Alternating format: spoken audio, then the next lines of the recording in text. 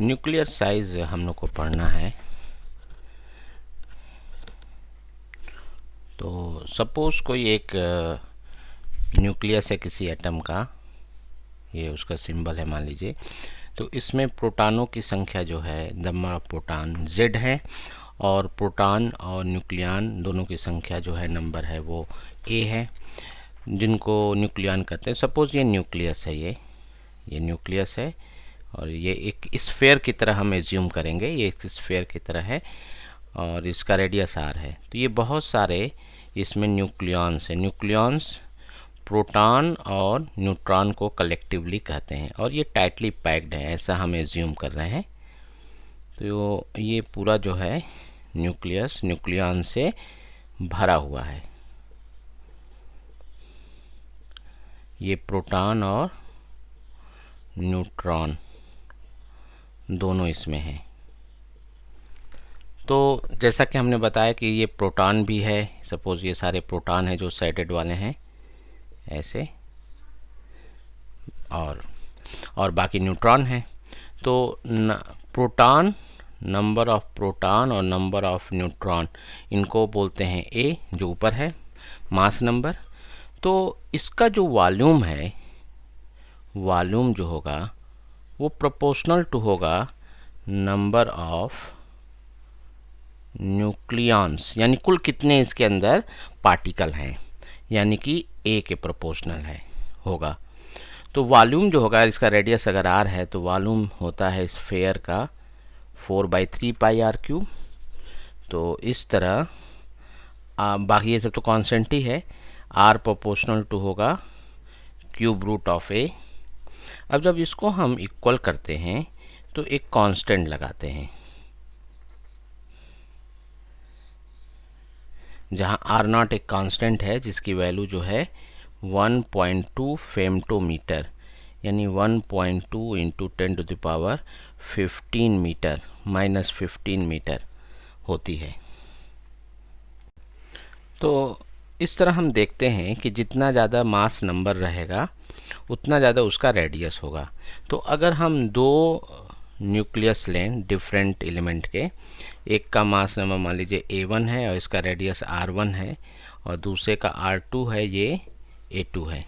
तो इस फार्मूले के मुताबिक R1 बराबर R0 A1 क्यूब रूट और R2 equal to R0 A2 cube root. तो इस तरह R1 और R2 का जो रेशियो होगा वो होगा क्यूब रूट ऑफ A/2। ये एक वेल नोन फार्मूला है, इससे बहुत सारे क्वेश्चन आते हैं। जैसे किसी का कह दे, हमें ज़्यादातर नंबर A1 A2 वही दिया रहेगा जिसका क्यूब रूट आसानी से निकल जाए। सपोज कहे कि A1 इक्वल टू 27 है और उसका रेडियस मान लीजिए न्यूक्लियस का X फेम्टोमीटर है। तो कहेगा कि अगर A2 अगर 125 होगी तो कितना X होगा, कितना होगा। तो हम लोग फिर वही लगा लेंगे, X अपॉन जो ये अननोन है इक्वल टू 27 125 का क्यूब रूट, तो 3 और 5 X अपॉन जो भी अननोन है, तो अननोन की वैल्यू जो हो जाएगी वो कितनी हो जाएगी 5x/3 जो अननोन है। यह अननोन का सिंबल ही लिख लिया हमने यहाँ पे। तो कहने होते ये फार्मूला बहुत यूज़फुल है, आता है ना। न्यूक्लियर डेंसिटी हमें पढ़ना है। तो ये मान लो न्यूक्लियस है, तो इसमें नंबर ऑफ न्यूक्लियॉन जो हैं टोटल हमारे वो A हैं। तो A में क्या क्या है, A में प्रोटॉन भी है और न्यूट्रॉन भी है, दोनों हैं। न्यूट्रॉन एक स्लाइटली बहुत थोड़ा सा प्रोटॉन से भारी होता है, बहुत थोड़ा सा, इतना भारी होता है प्रोटॉन से कि हम उसको नेग्लेक्ट मान सकते हैं।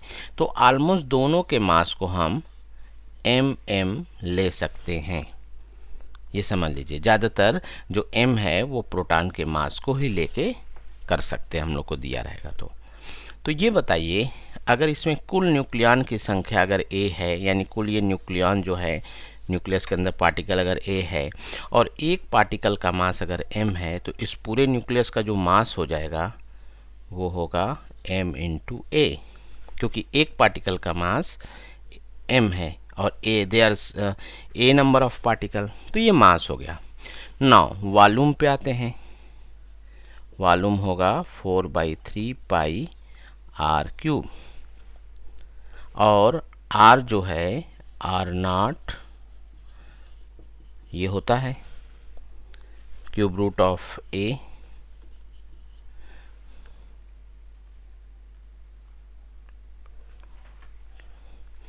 तो हम डेंसिटी कैसे निकालेंगे?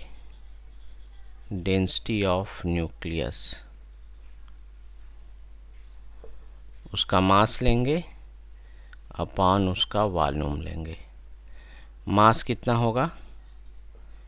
ma, ये जो ma है, और वॉल्यूम कितना होगा? 4/r cube.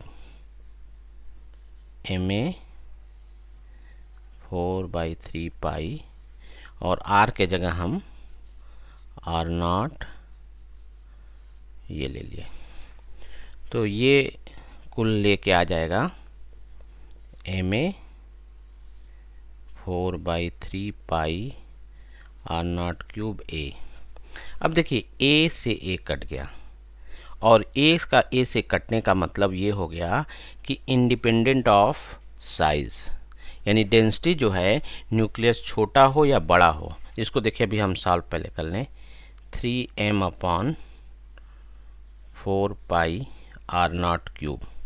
तो जैसे हमने कहा कि m को हम मास ऑफ प्रोटॉन लेंगे, तो इसकी सबकी वैल्यू जब हम रखेंगे, यहाँ पे रख लेते हैं 3 इंटू m की वैल्यू रखते हैं 1.67 into 10 to the power -27 kg, ये हुआ kg रखा था, अपॉन 4 इंटू 3.14 इंटू आर की वैल्यू 1.2 इंटू 10 टू पावर -15 का क्यूब। इसको जब हम पूरा सॉल्व करेंगे तो ये वैल्यू आती है 2.30 into 10 to the power 17 kg पर मीटर क्यूब, ये 17 है।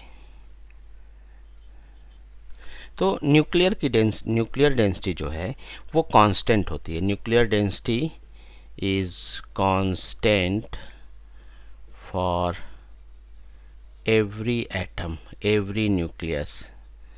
भाई न्यूक्लियस के तो एटम की नहीं लिखना चाहिए, फॉर एवरी न्यूक्लियस लिख दें। न्यूक्लियस एटम का ही है, अंडरस्टूड है ये। तो ये कांस्टेंट है। ये जैसे ऐसा लग रहा है कि जैसे कोई कॉपर का छोटा सा एक स्फीयर हो चाहे बड़ा स्फीयर हो, मास अलग हो सकता है लेकिन डेंसिटी दोनों की सेम होगी। तो इसी तरह हम उसको भी सोचेंगे कि चाहे वो छोटा न्यूक्लियस हो चाहे बड़ा न्यूक्लियस हो, डेंसिटी यही रहेगी, न्यूक्लियस की डेंसिटी सेम होती है हमेशा।